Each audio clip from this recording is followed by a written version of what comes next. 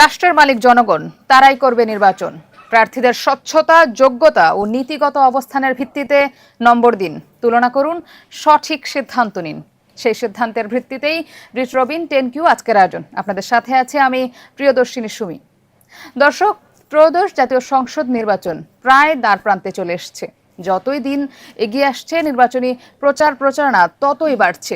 প্রার্থী এবং জনতা সকলের মধ্যেই এক ধরনের উত্তেজনা বিরাজ করছে। প্রার্থীরা যাচ্ছেন ভোটারদের দ্বারে দ্বারে, দিচ্ছেন বিভিন্ন রকম প্রতিশ্রুতি।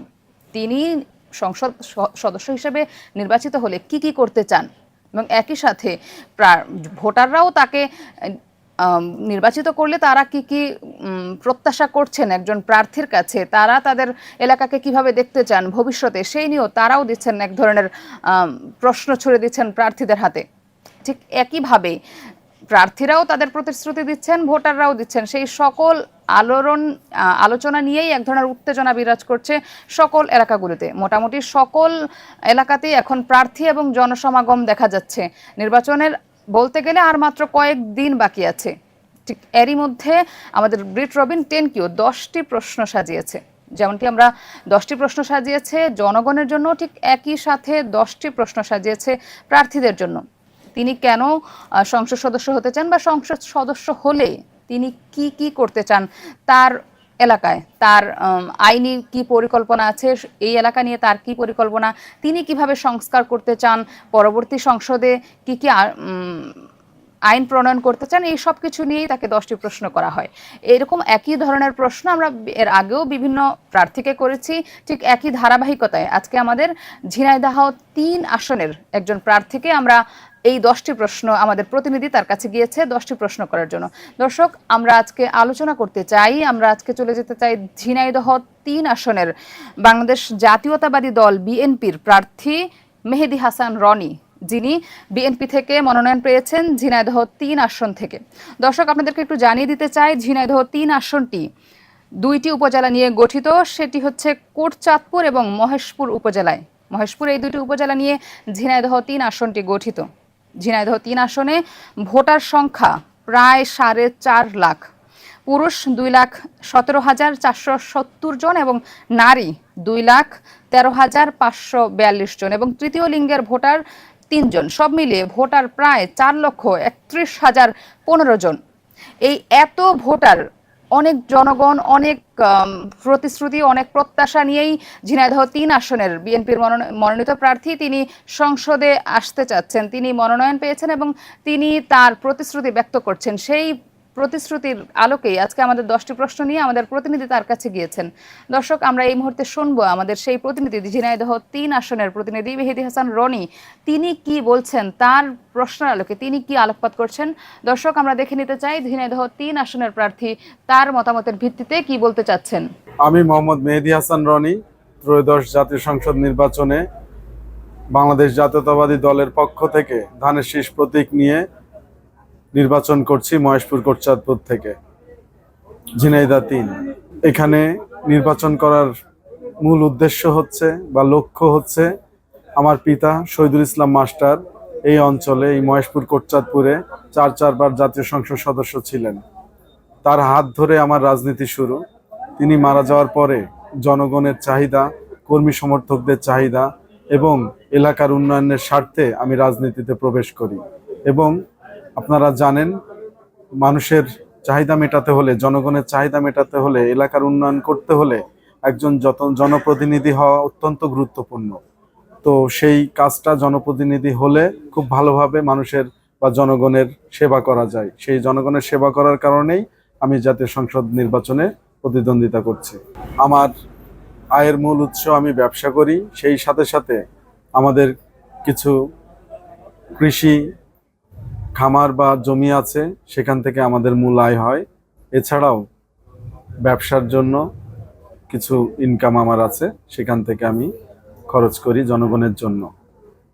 সেটা পর্যাপ্ত না, সেই সাথে সাথে আমি আমার ব্যবসা, আপনারা জানেন বিগত আমলে ব্যবসা বাণিজ্য ঠিকমতো করতে পারিনি। এখন আল্লাহর রহমতে ব্যবসা দিন দিন ইনশাল্লাহ ভালো হবে এবং সেই সাথে সাথে মানুষের খেদমত করার পরিমাণও বাড়বে ইনশাল্লাহ।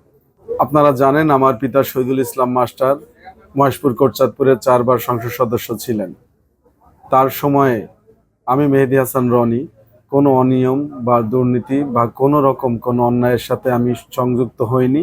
এবং তারপরে আমি থানা বিএনপির সদস্য হই 2010 সালের দিকে। এর পরবর্তীতে আব্বা মারা গেলে আমি থানা বিএনপির সিনিয়র জয়েন্ট সেক্রেটারি থেকে শুরু করে আস্তে আস্তে সদস্য সচিব হয়ে আমি এখন বর্তমানে থানা বিএনপির নির্বাচিত সভাপতি।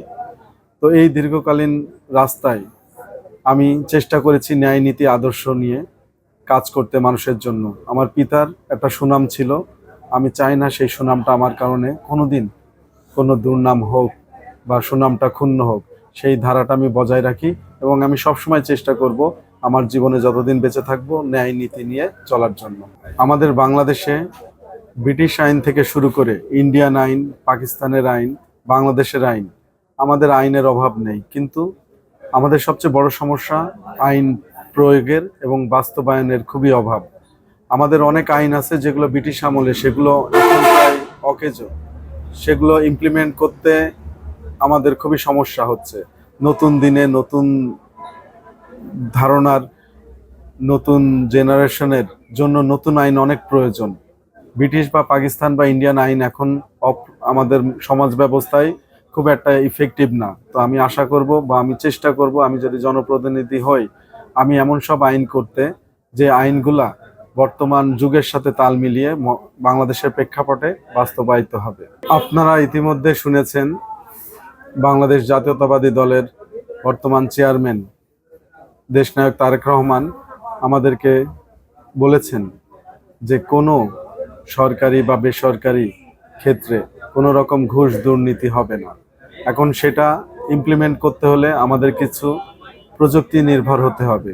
যেমন আমরা সেন্ট্রালাইজ একটা ডাটাবেস করব এবং সেখান থেকে মনিটরিং সিস্টেম করব, যেন একটা ডেস্কে একটা ফাইল যদি 3 দিনের বেশি আটকিয়ে থাকে বা ফাইলে টেবিলে থাকে, তাহলে আমরা জানতে পারবো যে ওই ফাইলটা ওখানে আটকে আছে, কেন সেটা মুভ করছে না, সেজন্যে প্রয়োজনীয় ব্যবস্থা গ্রহণ করব।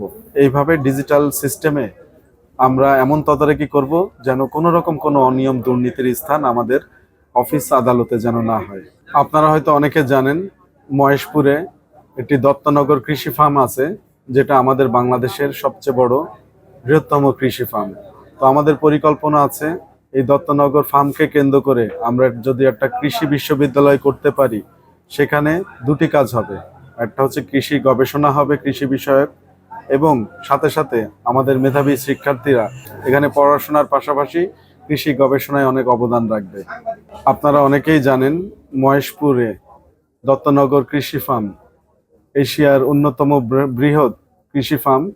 এখানে কৃষি কাজ নিয়ে অনেক গবেষণা চলে সরকারি পর্যায়ে, কিন্তু আমরা সরকারের সাথে সাথে যদি এখানে একটা সরকারি কৃষি বিশ্ববিদ্যালয় করতে পারি, তাহলে আমাদের শিক্ষার্থীরা পড়ালেখার পাশাপাশি কৃষি নিয়ে অনেক গবেষণা করতে পারবে এবং উন্নত প্রজাতির বিভিন্ন ধরনের ফসল থেকে শুরু করে শাক সবজি থেকে শুরু করে বিভিন্ন খাদ্যশস্যে গবেষণা করে নতুন নতুন প্রজাতির খাদ্যশস্য আমাদের উপহার দিতে পারবে।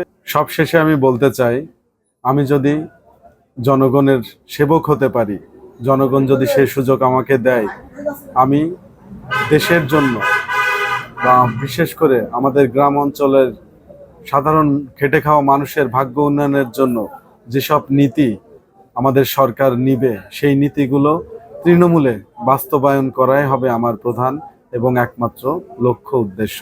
সেছাড়াও আরও আরেকটি গুরুত্বপূর্ণ কাজ হবে আমার, সেটি হচ্ছে আইনের শাসন আমাদের এই অঞ্চলে প্রতিষ্ঠা করা।